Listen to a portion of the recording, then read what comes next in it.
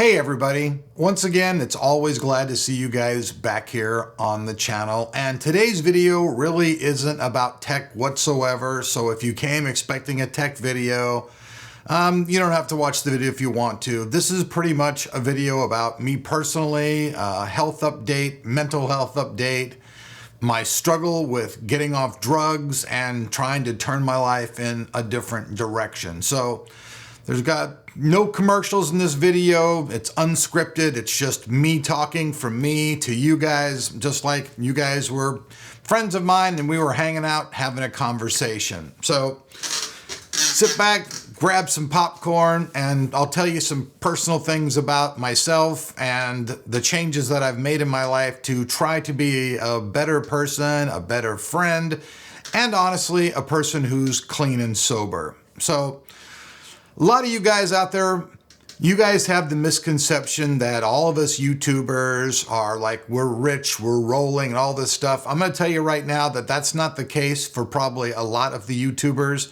Many of us just do this because we like to do it.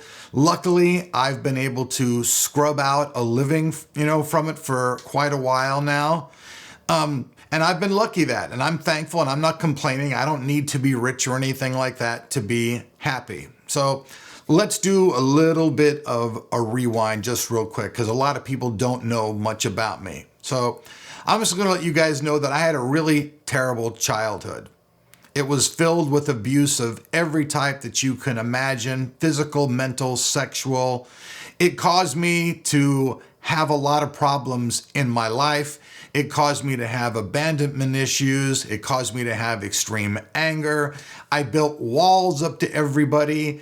I tried to control everybody in my life, from my friends to my girlfriends. I was basically a complete control freak by the time I had entered my 20s, where basically if it wasn't my way, f you, it was the highway. And I didn't really mean to be that person. I didn't mean to grow into that person, but all of those problems continued even through my high school years and everything else. I had girlfriends that I blew my relationships with. There's a girl named Karen Pauley out there in the world somewhere who I've loved my whole life, and twice in my life things have happened where I just completely blew the relationship up because of my anger and temper and violence and stuff like that. Nobody wants to be around a person who is like that, and truthfully, I don't blame them. I really don't. That person was not really a good person. Even though I never did bad things to anybody, I never stole from anybody, I never hurt people. Well, I mean, I guess I did hurt people, but not in the way that you'd think. I wasn't physically hurting them. It was hurting them through just my actions of being a controlling dickhead. And it took me a long time to realize this. And for many years, when I started off in the tech world, I had nothing to do with any type of video because let's just face it, when Motherboardsorg first came around, there was really no such thing as YouTube or anything else. It was strictly a written thing, and I worked for a lot of different companies. I've worked for PC Magazine, PC Enthusiast Magazine. I've done articles for every type of hardware thing that there is. And for many years as a writer, I was successful in that stuff. And I started smoking a lot of weed. Probably in around, probably around like 1995. Right about the time that I had my second wife and I had my son Aaron, I was smoking so much weed that it was blow your mind. Like I was literally probably blowing through an ounce of weed at least probably every 2 weeks. It was just nuts. And I had lived in Oregon for a while, and a lot of you guys don't know this about me, but for a long time, I worked for a company called Heavy Glass. Didn't actually work for it. Me and this guy named Jameis Sundstrom, we started. And basically, we made bongs, pipes, and every type of paraphernalia out there. And a lot of people to this day still remember the company Heavy Glass. We were like one of the originators of doing this. There was a guy named Snodgrass, and he was like really the main guy. He toured with the Dead, and I mean, I got really lucky too. I mean, there's so much things you guys don't really know about me. In Oregon, I got to experience things that I'm so lucky to experience. Like all the people from the 60s, Wavy, Gravy, Ken Kesey, and their Magic Bus and everything. I got to hang out with these people at the Oregon Country Fair. And I actually even got to work for the Grateful Dead and Merle Saunders. And you might find it funny, but I was a cook. Yeah. I cooked meals for these guys and did the tour only in the Northwest tour because that's where I lived in Oregon. And it was a very interesting life. And it was pretty fun. And that's kind of where I really, kind of got into the weed thing. I had never been into heavy drugs or anything like that my entire life. I just, started smoking a lot of weed. I figured, hey, it was cool. And at the time, I don't really think that it was a problem. At least my mindset of then, it wasn't a problem. And I never really thought that it would, run into things that happened later on. But after I lived in Oregon and stuff, I came back to California and I had my son Aaron with my wife Carlene, and I started to try to have, what I would call a normal life, although who can really define what the normal is these days, because normal for me might not be normal for you or the guy down the street. So, I came to California and I really started getting into tech, and this tech thing is just kind of weird. So how did I get into tech? Well, me and a friend of mine, Greg Barnett, we went and we took a bunch of mushrooms, which we called magic tea. And we went up and we were in the mountains and we were in the hot springs and taking mushrooms. And we just started talking about what we were going to do with our lives. And Greg went on and started working and started doing stuff with Hot Topic. And he looked at me and goes, hey man, as a kid, you were always into electronics. And I was. I probably caused my mom a shite ton of stress during the early days because I wanted everything. When Sony Walkman came out, I had to have it. I was always into musical gadgets and gear. I'd be trading equipment and stuff, and I was just really heavily into audio. I started getting into audio probably about 14 or 15 years old. I had actually ran away from home because, as I said earlier in the video, I had a pretty abusive childhood being at these foster homes and stuff. And a lot of bad stuff went down at this place called McLaren Hall. And previous to that, I was in this place called Sycamore's Boys Home. And a lot of bad stuff happened. Stuff that today, all of these people that were involved in my abuse would probably be in prison for the stuff they've done to me. I'm not going to get into too much detail, but try being tied up, a grown man trying to force you to have sex with them, all kinds of just terrible that happened back in that day. And I know I'm kind of bouncing around everywhere because, like I said, I didn't really sketch this. Sorry, I just kind of hit the little thing there. I didn't really sketch this. And at first I wasn't even sure if I was going to bring it to the table. But, I know that some people, have always asked me, well, where did all this stuff come from? So I'm just trying to put it all together for you. Maybe I should have scripted it. I don't know. I just thought, I'd bring it to you guys. And so that's why I'm bouncing all around the place, trying to piece all the stuff together. But needless to say, by the time that I was in my early 20s, I was totally into tech, not computer tech or anything, but music tech. I had started playing guitar. I had started singing. I played in a bunch of local LA bands.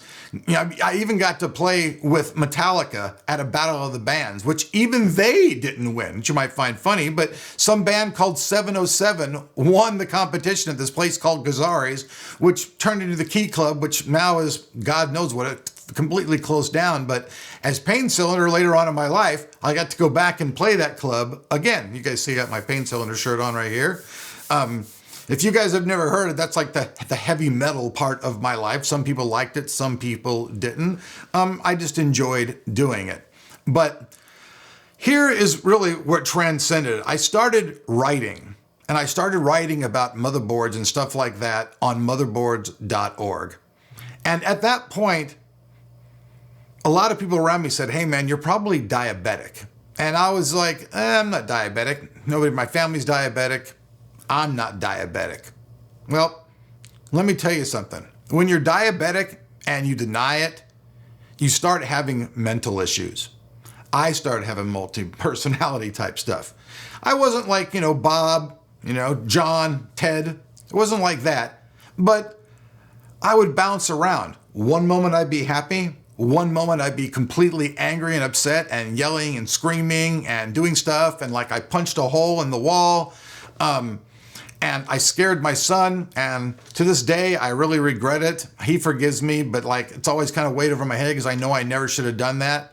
I had punched a hole in his door, and it scared the crap out of him. And then even at that time, my wife Carlene was like, "You have a really bad anger problem that needs to be worked on." Now, anger has been something that has ruined so many relationships in my life. So many. A lot of people who I love and care about, I drove away. I drove them away because I was so angry that I would do things that I would later regret and look back on and be like, wow, that was totally stupid, but I never got any help for it whatsoever. So I sat at home basically for the first few years with Motherboardsorg. I wrote every kind of article there is to do. And as we were going down the road to motherboards.org, things got really weird because this company wanted to buy our company and they promised me a partnership and that they'd build the site and they'd do all this stuff. And there's a video out there floating around the internet where a lot of people were like saying, oh, you got fired from your job. And for those people, I got to double finger salute. I never got fired from my job. How do you get fired from a company that you fucking own? You don't. You get That's what happens. And that's what happened to me because these people, all they wanted to do was turn motherboards.org into, you know, basically their little ad site where they could put all their BS channel stuff from Channel Pro on there. And they had a little who worked for them, and he would basically whisper in Michael Sigan's ear and tell him how he could do everything better than us, like we sucked. Basically, you know, he kissed Michael's ass to the point that Michael started just being like, oh yeah, well, you know what? We can screw you out of your company and continue on. Well, you guys all know who followed it. After I left motherboards.org, there was no motherboards.org. Just period. My nickname was Doc Overclock. I started doing overclocking way back in the day. A friend of mine, Steve, back in like 1980, 81, had Commodore computers, Amiga computers, and even back then I was doing like overclocking and stuff like that. So my nickname was Doc Overclock. And I spent a lot of my time like doing this stuff. Now, during those years, my anger and stuff really just got worse. I kept smoking more weed, you know, and I feel like in some ways it fried my brain out. And when I finally got away, I got a divorce, I moved away with my friend Brian, we moved and I moved up to Arcadia, California, and that's when I really started wanting to get back into music because I hadn't done music in a long time. I honestly started out buying a bass and just started to play some bass again, having some fun. And that pretty much was like addictive to me. And then as I was going on, I started moving to Rowland Heights. And at Rowland Heights, that was like kind of like the beginning of a whole new chapter of my life. Now, at this point, I really started to feel the diabetic stuff. And John Morrison from TLD Today, he started working with me and he suggested that, you know, I should try to do YouTube videos. And that's kind of how I got into YouTube videos, is because of John. Now, Jonathan Morrison is not my blood son, but I call him my son because I love him very much. And as we continue the story, I'll let you know like how much that my friendship with him changed my life.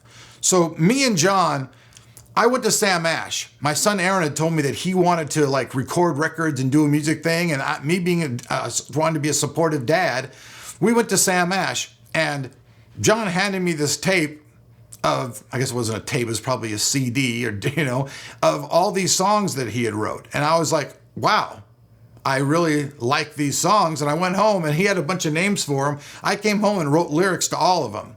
So we screwed around for a few years while he was at Sam Ash, just developing, I guess what you call a friendship and a musical direction together, until we finally, me and him, formed Pain Cylinder. Well, John really never liked the limelight. And honestly, I think he was a closet pop rock lover, because that's pretty much what he's doing now. If you go and look at the videos he's making with other people, they're very pop rock type stuff. It's not the heavy metal stuff that like we were doing. And Josh Kenshin, which is another friend of his, we wrote songs together as well. So that chapter began. And As the band was doing it, we were doing touring, I started having a lot of physical pain. And this is where things really began for me bad. I started having physical pain. And another friend of mine named John, and he's actually Fugger's brother. So you guys know who Fugger is. He's an overclocker. He's been a friend of mine for a long time. Me and John both started screwing around with pills. It was that thing. So I started at first just taking these methadone pills for pain. And at that point, I really didn't think I'd ever have a problem with any of that type of stuff. And then me and Chris Hunter, my drummer, we went to the beach one day to go surfing. And when I got out of the water, I was walking back and Chris came up to me. He was like, "Hey man, do you realize that you're leaving a trail of blood?" And literally I had 2 holes go through my feet. Another thing, if you guys don't know, I'm just going to try to show you right here without falling over and breaking my head. This is my foot. I have no toes at all. And on my other foot right now, this other one right here, I have a big hole in it. So at that point, I came back home. I had 2 giant holes in my feet and I was freaked out. And I thought, wow, what the heck is going on with this? Well, then it came to be like, hey man, you're a blazing diabetic and you're probably going to kill yourself. My blood sugar was like 500. I got admitted to the hospital. First, I lost 1 foot and then I struggled. I lost the other foot and my legs were damaged. I'm probably skipping a part of this. I was in the military for a while as well. And during the military time, I hurt my legs really bad. I had bone spurs, I had shin splints. My legs were they were getting more by the day. In fact, that's one of the serious pains that I have now. My legs feel like they're totally broke and it hasn't gone away. Well, needless to say that when I started getting all this pain in my feet cut off, they started subscribing to me, it's not a subscription. They started giving me Oxy. So I started off on like these little, Oxy 5 milligram tablets, then worked all the way up, to the peak of it to 20 milligram tablets where I was basically taking 80 milligrams of Oxy every day. And it became a serious addiction very fast. It pretty much grabbed a hold of me and was like, this is it. You guys heard, Metallica songs where, they're really talking about being addicted to drugs. They were talking about cocaine and stuff, but I got addicted to Oxy really, really bad. And it affected my personality in a really bad way. Now, at this point, John had already started. He was working on this project called Live Love Music with Josh. And the channel never really went anywhere, even though it was a great channel and he did a great job on it. He started pushing me to do more and more, stuff with YouTube. And he is really a genius. I mean, I have more respect for him than pretty much about any other person in the world. He's a really great person. And through all this, we'll get to that later, he introduced me to a guy named Travis Sr., who has really, in my book, become one of my best friends and one of the closest people that I've ever met in my life. Well, at this point, though, I was really angry and I was abusive to John. I'd actually hit him, which I live to regret this day because I have to live with the fact that the person who's done more for me ever in my life, I abused. And John had told me at this point, man, hey, listen, I can't deal with you anymore at all.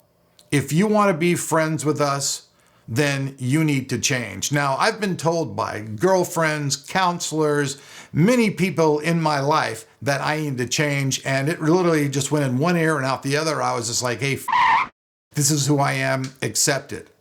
But when John told me this, my love and caring for him and his friendship meant so much to me that I took that seriously, and I started going to counseling.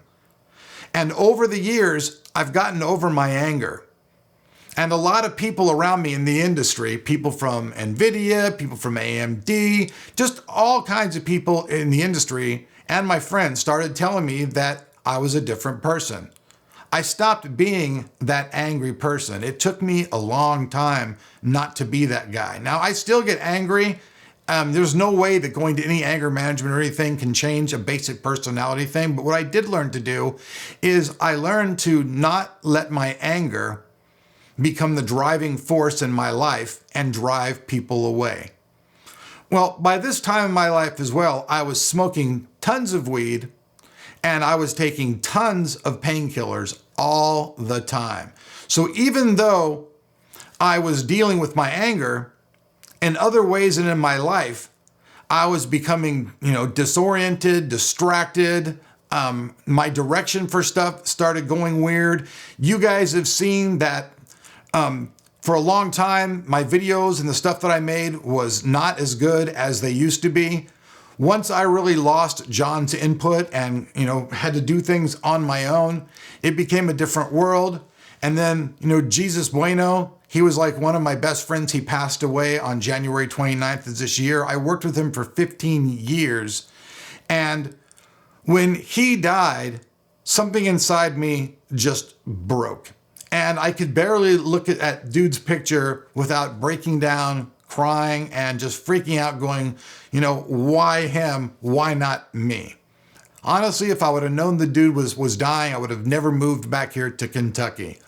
And I moved back here to Kentucky a couple of years ago. And when I got here, the laws and everything here are totally different than they are in California.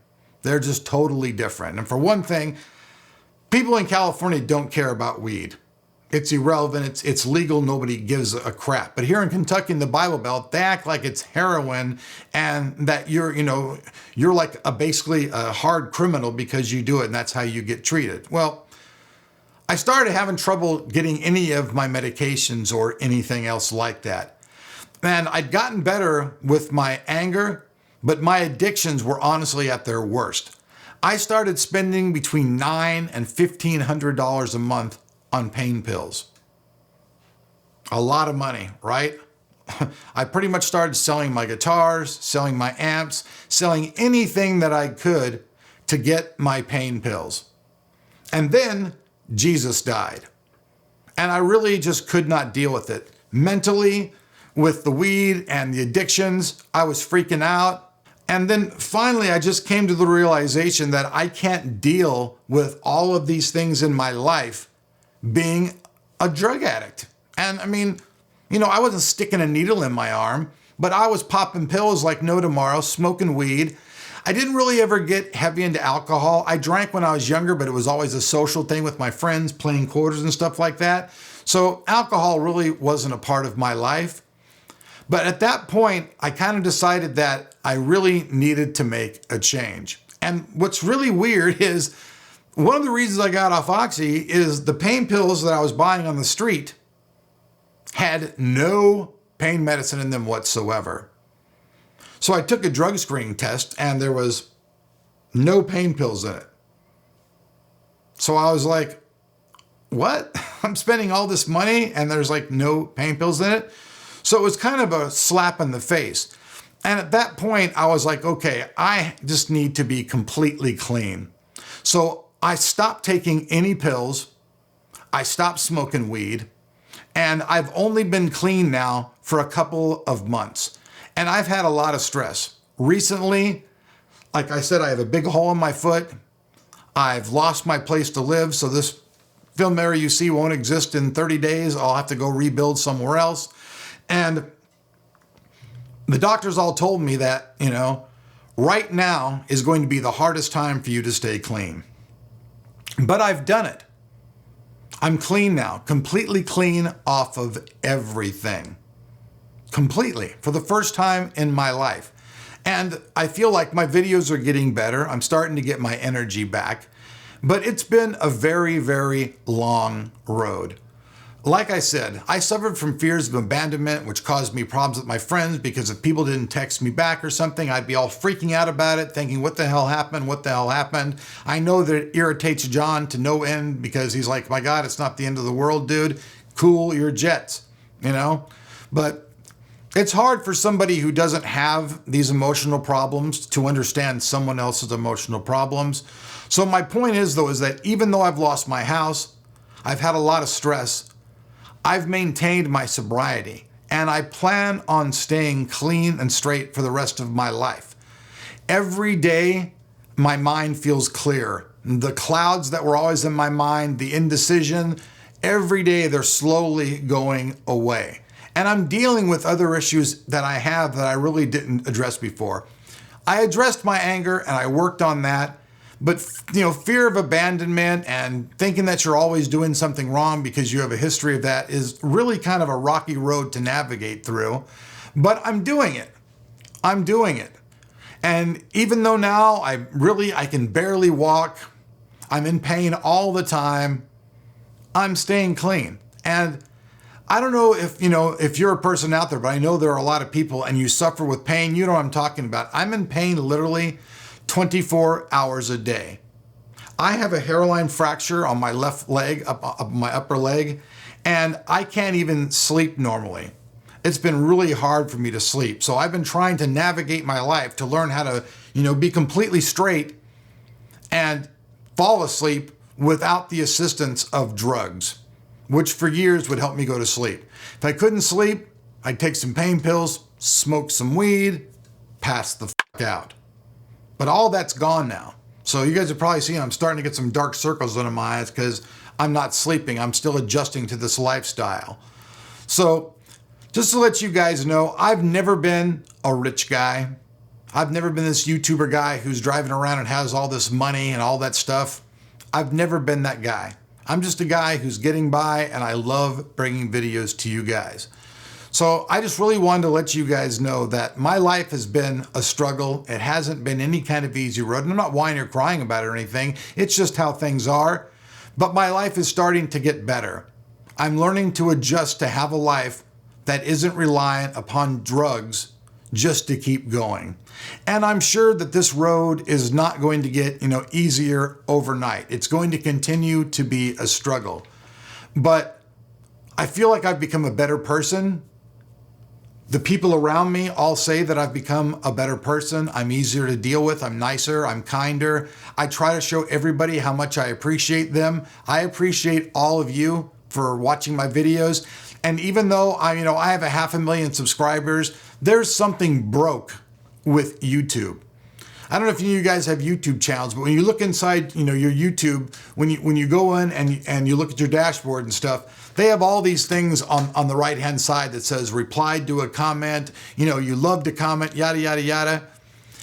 Every video I've made for the past 3 years, all those boxes pretty much show that I'm not doing anything. And I answer people's questions and talk to people in every video. I always like comments, but yet the algorithm just seems to bot me out. But I still keep doing it. So just to let you guys know that even though I'm not making really any money, I'm still continuing to do this. Now, I plan on starting another channel, and I'm going to do that very soon because obviously there's something wrong. With 500,000 subscribers, even at a 1%, which is fair, I should still be getting at least an average of 5,000 views, which isn't happening, It's not happening. You guys see it. Sometimes it happens. I get lucky. Other times it doesn't. But I'm still continuing to do it.